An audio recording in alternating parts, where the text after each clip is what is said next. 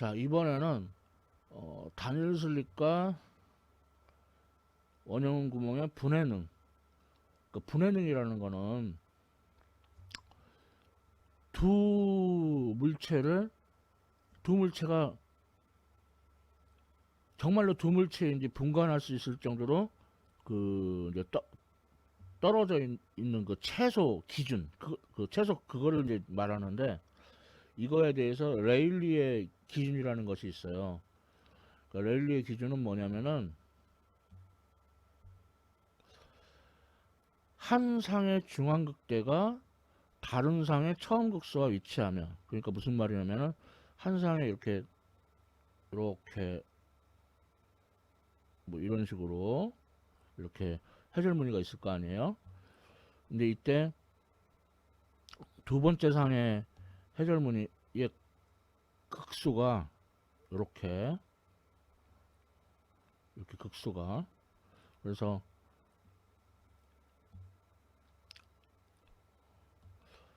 한 상의 중앙극대하고 다른 상의 해절 극소가 서로 이렇게 위치했을 때, 그러면 이제 보면은 여기 한 상이 이렇게 하나 있고 다른 상이 또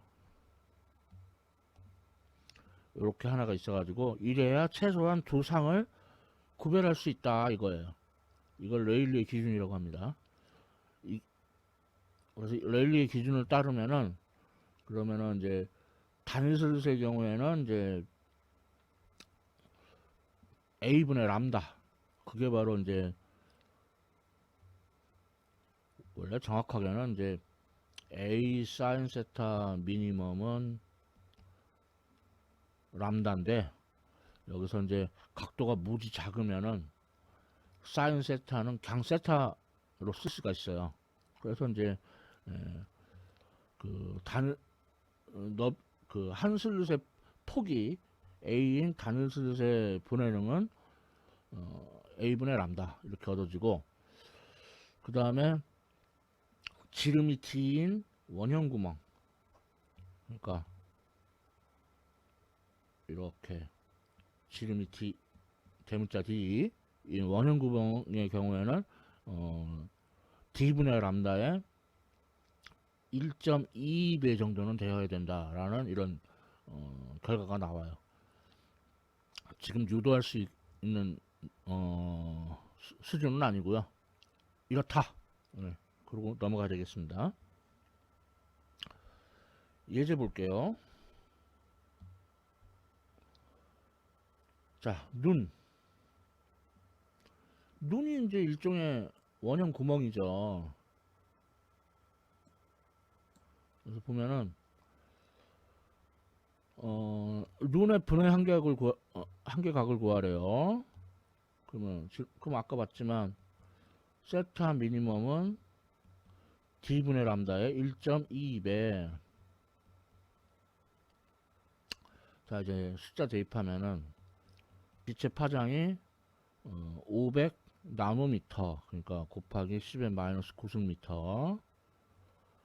그 다음에 그 눈의 지름이, 그러니까 눈 전체의 지름이 아니라 이제 그 실제로 이제 동공의 지름이 이제 2mm, 2 곱하기 10의 마이너스 3승미터. 그래서 계산해 보면은 3 곱하기 10의 마이너스 4승 레디언 이렇게 얻어지겠어요. 자, 다음. 그래서 두 개의 점광원 S1, S2가 있는데 얘네가 25cm면 사람이 볼 수 있는 제일 가까이 있을 때, 더 가까이 있으면 못 봐요. 사람이 그 근점이라고 하죠. 사람이 볼 수 있는 가장 가까운 거리 25cm. 보통 사람들이 정상환이 그래요. 원시나 근시 말고.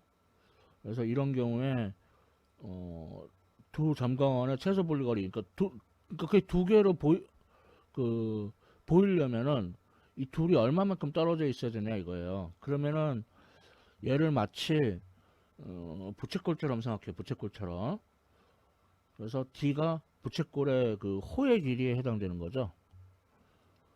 그러면은 D는 L 세타, 세타 대신에 세타 미니멈.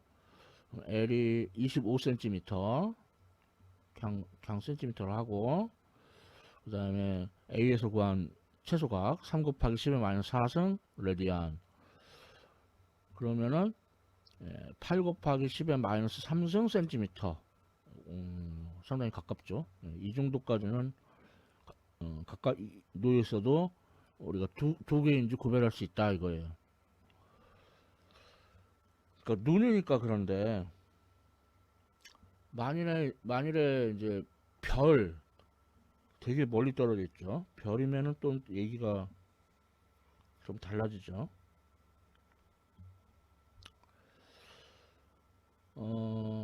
하와이 마우나 케아 섬에 보면 꼭대기에 캥만 환경이라고 있는데, 얘가 지름이 한 10m 정도 한대요. 상당히 크죠. 이때 분해 한계각을 구하래요. 뭐 그러면은 뭐 그냥 얘도 원형 구멍으로 봐가지고 세타 미니멈은 D분의 람다의 1.2배. 네, 람다가 600나노미터, 600 곱하기 10의 마이너스 9승미터. 그 다음에 이제 지름이 10m. 자, 그래서 계산해 보면은 각도가 7.32 곱하기 10의 마이너스 8승 레디안. 굉장하죠. 그래서 이 정도면은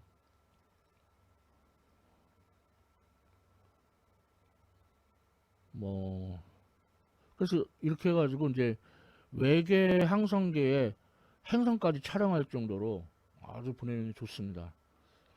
그 다음에 이제 캥만 환경 말고도 이제 유명한 망원경 RS15 전파 망원경인데, 예, 근데 지금은 이게 파손됐죠.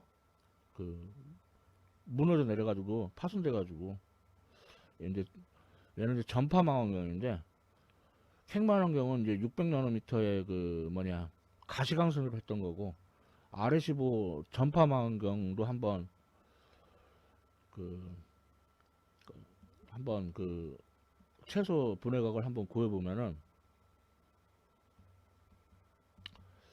D분의 람다의 1.2배. 그래서 전파 망원경인데 파장이 0.75m, 지름은 305m. 그러니까 RS15 전파 망원경이 캥 망원경보다 더 지름이 크죠. 하지만 사용하는 파장이 짧아요. 그래서 오히려 분해능은 작습니다. 3.0 곱하기 10의 마이너스 3승 레디언. 요게 이제 대략 10초. 그러니까 1초는 1도, 1도를, 그러니까 60초가 1도. 그러니까 1도는 60분의 1초예요. 그러니까 우리 생각에는 굉장히 작은 각이지만 오히려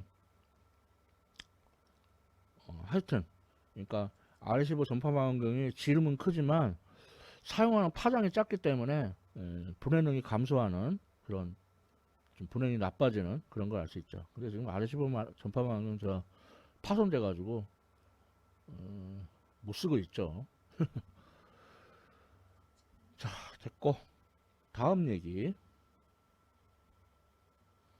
자, 다음은 해절각자.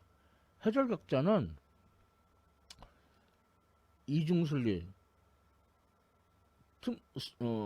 틈새가 두 개죠. 3중슬립, 4중슬립, 5중슬립 등등등 해가지고 굉장히 틈새가 많은 게 해절각자예요. 틈새가 굉장히 많은 거. 그래서 해절각자에는 투과 해절각자하고 그 반사 해절각자 두 종류가 있는데, 그러니까 투과 해절각자는 그야말로 그 이중슬립처럼 틈새가 이렇게 되게 많은 거예요. 이렇게 되게 많은 거. 이렇게 많은 게 요게 바로 그 투과 해결격자고, 반사 해결격자는 뭐 이런 식으로 이런 식으로 돼 있어. 아이, 왜 이렇게 자꾸 왜 이렇게 그려?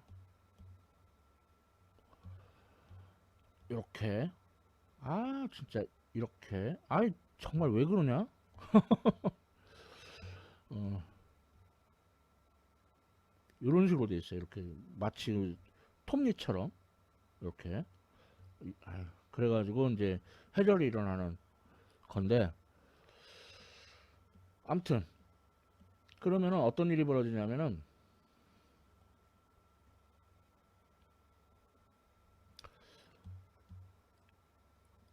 어, 이중슬릿이면은 이렇게 됐었잖아요. 그러다 삼중슬릿이 되면은 그때는 이렇게 여기서 조금 작았다가 커지고 조금 작았다가 커지고 뭐 이런 식으로 돼요. 사중슬릿이 되면은 이렇게 더 되고 하나 둘 더 되고 하나 둘 이런 식으로 이렇게 이런 식으로 돼요. 그래서 어, 주극대가 있고, 그러니까 요게 바로 주극대죠. 주극대가 있고, 주극대와 주극대 사이에 이제 이런 그 부극대가 있어요. 그래가지고 만일 실릴 수가 n개다 그러면은 주극대 사이에 n-2개의 부극대가 있는데, 어차피 이 부극대들은 그 되게 어둡게 보이기 때문에 우리가 이제 어, 주극대, 그러니까 대신에 주극대 세 개는 이제 주극대는 더욱더 밝아져 보이고, 그리고 주극대의 폭이 점점 줄어들어 보여요. 그러니까 우리한테 관심 있는 거는 주극대만 알면 돼요. 주극대만. 그래서 주극대의 경우 그 조건이 d 사인 시타는 m 람다. 여기서 이제 m은 이제 0을 포함한 정수들. 예, 이 조건이 얻어진다. 이 조건을 막 유도하고 그러는 거는 수준을 넘기 때문에 뭐, 하여튼 여러 상황상 넘어갈게요. 자, 이게 해결격자. 그래서 해결격자에 관한 문제를 한번 풀어보면은,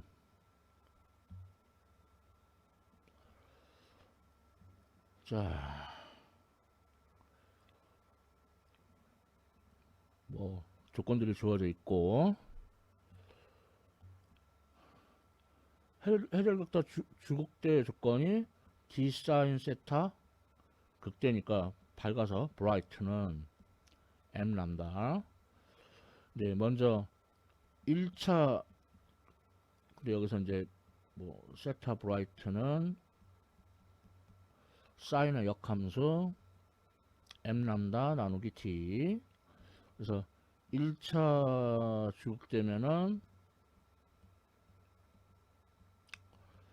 m이 1이고 파장 람다가 633 나노미터 10의 마이너스 9승미터. 그리고 이제 d가 슬릿의 폭인데, 지금 보면 해결격자가 1cm당 6,000개의 홈이 있대요. 컴마로 해야 되는데 6,000개. 그러면은 한 슬릿은 6,000분의 1cm겠죠? 그러니까 1cm 10의 아니 10의 마이너스 2승미터를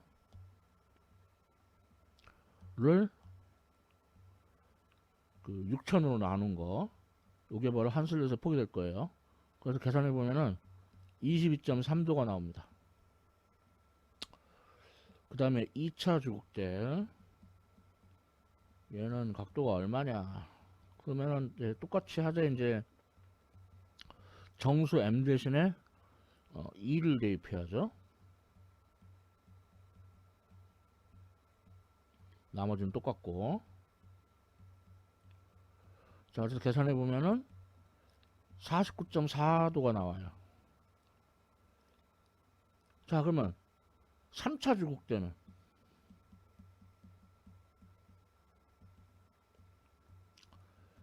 자, 그럼 계산해 보면은 다 똑같고 정수 m 대신에 3 대입하면 되고요. 그래서 이걸 계산기를 두드려 보면은 에러가 뜹니다. 왜 에러가 뜨냐면 얘가 1보다 크거든요. 1보다 크니까, 그래서 이건 각이 존재하지 않아요. 그러니까 다시 말해서 3차 주국 때는 없어요. 3차 주국 때 이상은 없는 거예요. 그래서 해절격자를 보면은 유한한 주국대까지 볼 수 있어요. 그러니까 얘는 이제 0차까지 합하면 0차는 이제 한 가운데고 0차, 1차, 2차 그래서 총 3개의 주국대만 볼 수 있어요. 아, 정확히 말하면은 5개겠네. 왜냐면 m이 마이너스 1인 거, 마이너스 2인 것도 있으니까. 그래서 얘는 m이 마이너스 1, 마이너스 2, 마이너스 1, 0, 1, 2 이렇게 이제 5개의 이제 주국대만 볼 수가 있어요. 해절극자로 볼 수 있는 주국대의 수는 유한하다. 요 예제에서 그런 사실도 알 수 있었죠. 자, 해절극자 얘기 그만하고요. 자, 다음은 결정에 의한 X선의 해절.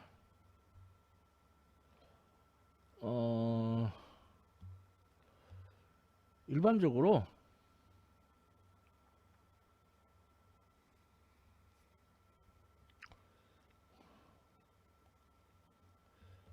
장애물의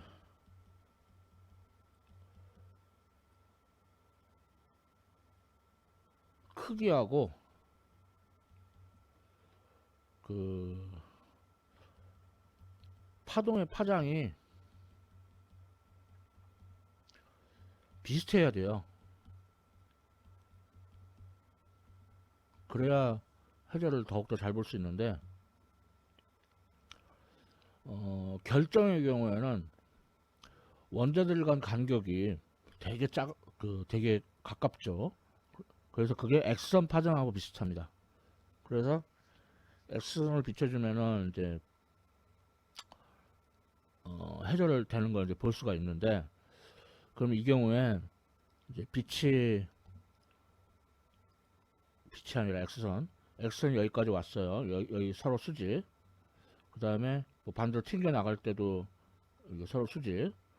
자, 그러니까 위쪽 빛이 제자리에 있는 동안 자꾸 빛이라네. X선인데 아래쪽에 있는 X선이 이만큼을 더 가죠. 자, 이 길이가 얼마일까? 이때 그 원자들로 이루어진 결정면 사이의 거리가 D라고 하면 이 거리가 D예요. D라고 하면은 D, 그리고 요각을 결정면하고 X선 사이의 각을 세타라고 하자 이거예요. 그러니까 요각이 세타. 그럼 여기가 세타면은 여기가 90도만 세타. 그럼 여기가 세타. 그러면 요 길이는 D 사인 세타가 되죠. D 사인 세타의 2배. 그게 바로 빨간색 길이가 되겠죠. 그래서 2D 사인 세타가 파장의 정수배이면은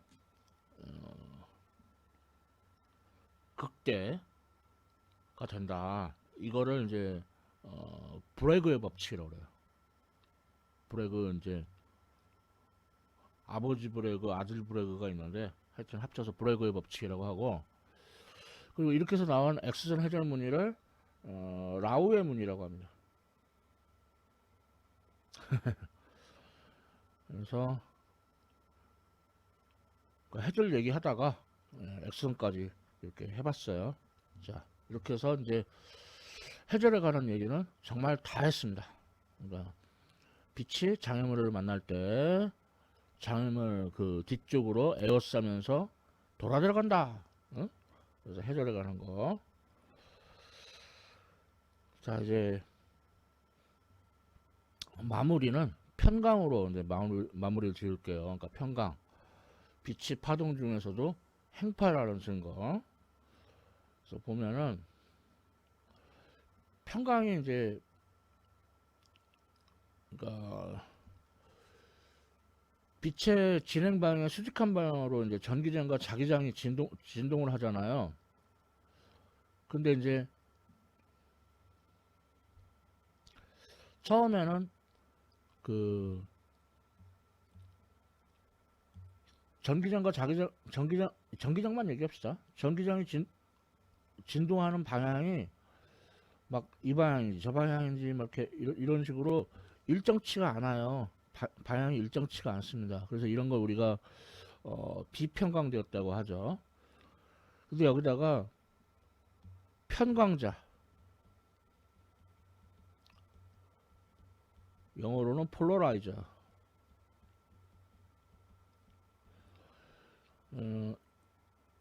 를 통과를 시키면은 그럼 이게 편광자는 쉽게 말해서 일종의 그 창살 같은 거예요. 창살. 그렇기 때문에 여기를 통과하면은 빛이 여기를 통과하면은 창살과 평행한 방향으로만 이렇게 진동하게 되겠죠. 창살과 평행한 방향으로.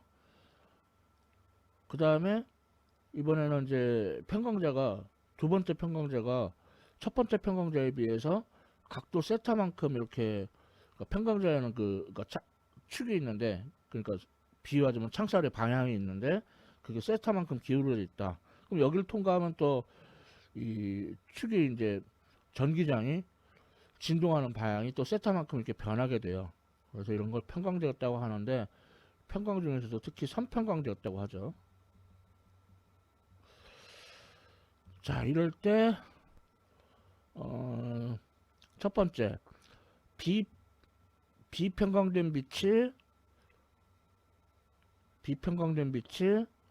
첫 번째 편광제를 통과하면은 그럼 빛의 세기가 절반으로 줄어요. 그걸 그래서 우리가 절반 규칙이라고 부릅니다. 그 다음에 두 번째 편광제를 지나면은 빛의 세기가 코사인 제곱 세타에 비례해서 줄어들어요. 그래서 그걸 코사인 제곱 규칙 또는 말리스의 법칙이라고 부릅니다.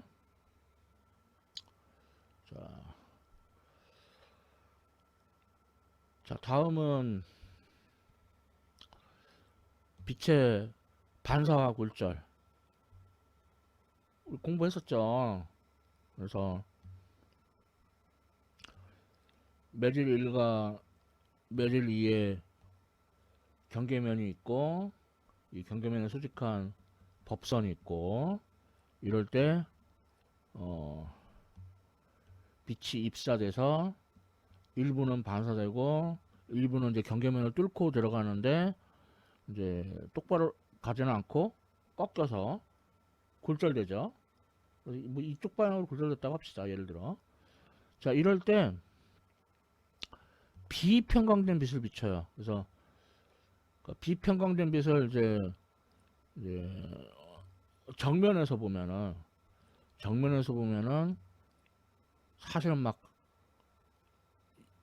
임의 방향으로 다 진동하고 있지만 대표적으로 이렇게 수직 방향과 수평 방향으로 이렇게 진동한다고 이렇게 볼 수 있는데 이거는 뭐 정면 이건 앞에서 본 그림.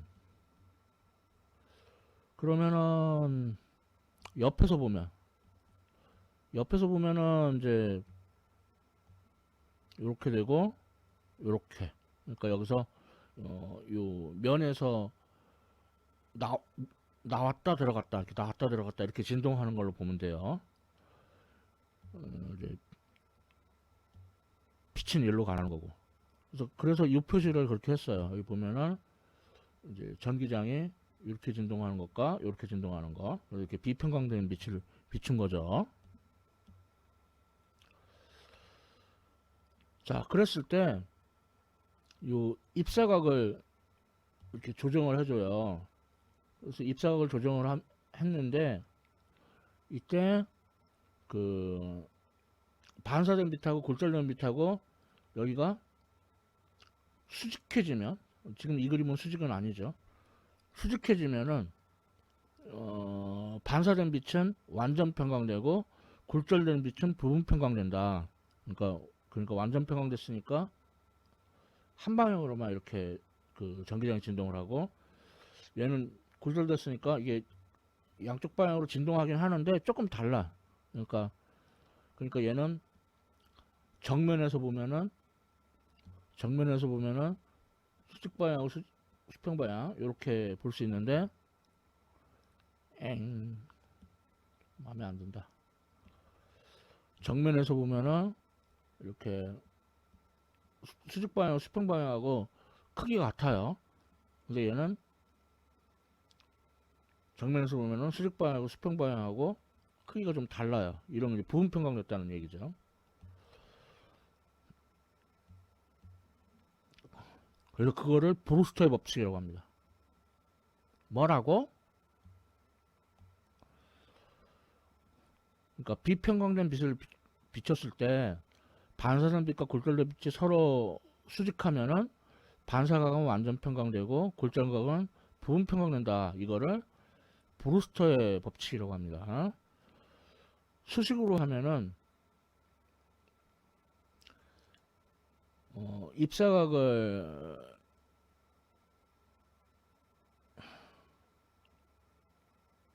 세타 P 또는 세타 B라고도 하는데 브루스터 각이라고 합니다. 뭐 고기를 이 각도로 브루스터에 구우면 잘 구워지는 그런 각 아니에요. 브루스터 이름이 좀 비슷해가지고. 자, 그러면은 입사각과 반사각은 같으니까 따라서 골절각은 90도 마이너스 세타 P 또는 세타 B라고도 쓴다라고 했는데 세타 P. 자, 이걸 그래서 골절의 법칙에 대입을 해요. 골절의 법칙. 입사각에서 사인 취한 거하고 골절각에서 사인 취한 거는 n분의 n2와 같다. 그래서 입사각에다가 세타 P, 골절각에다가 90도 마이너스 세타 P 대입해요. 그런데 사인 90도 마이너스 세타 P는 코사인 세타 P죠. 그래서 탄젠트 세타 P가 돼요. 그래서 세타 P는 브루스터 각은 탄젠트의 역함수 n분의 n2다. 수식으로 하면은 이렇게 얻어지는데, 자, 이거를 브루스터 법칙이라고 합니다. 그러니까 편광자 폴러라이저를 통과해서 얻을 수도 있고 이렇게 반사해서 얻을 수도 있어요. 반사해서. 그러니까 반사된 빛과 골절된 빛이 서로 수직할 때, 그럴 때 이제 반사된 빛이 완전 평광되어 있다. 그렇게 평광을 얻을 수 있습니다. 또 그 외에 또 평광이 또 생기는 경우로는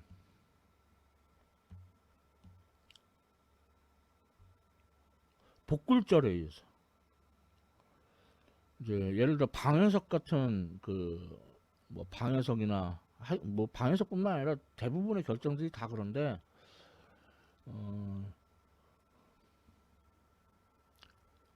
빛을 입사시키면은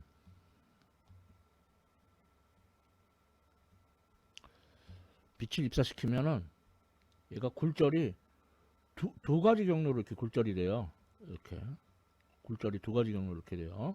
이때 그래서 복굴절이 일어났다고 하는데,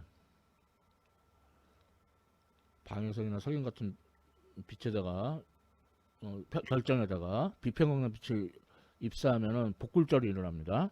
이때 이제 하나는 정상광선, 하나는 이상광선 그렇게 부르는데 평광 방향은 서로 수직해요. 그래서 이런 방법으로 또 평광을 또 얻을 수도 있고요. 복굴절로. 그 다음에 이제 산란, 먼지 같은 것에 의해서 빛이 산란이 될 수 있죠. 뭐 꼭 먼지가 아니더라도 어떤 기체 분자에 의해서도 산란이 될 수 있는데, 예를 들어서 우리 해가 질 무렵 붉은 저녁노을, 그거는 먼지 입자에 의한 산란이에요.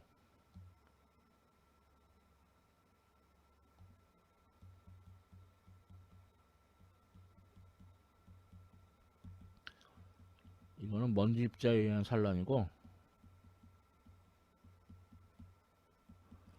그 다음에 우리 맑은 하늘이 파랗게 보이잖아요. 파랗게 보이잖아요.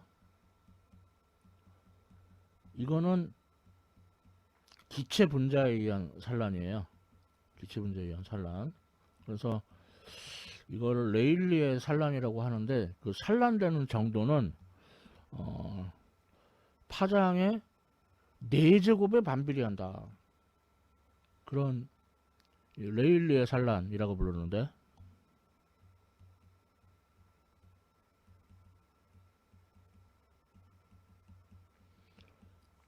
그래서 낮에는 그 빨간색이 다 산란이 돼 버려 가지고 파란색만 남죠. 그래서 맑은 하늘이 파랗게 보이는 거예요. 그래서 그러한 산란 과정에서도 편광이 일어날 수가 있습니다. 그래서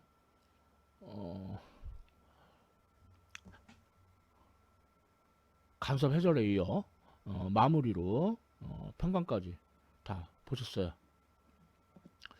예, 이렇게 해서 대학물리학 확장판 37장 해설문의와 편광도 다 보셨습니다. 지금까지 시청해주셔서 감사합니다.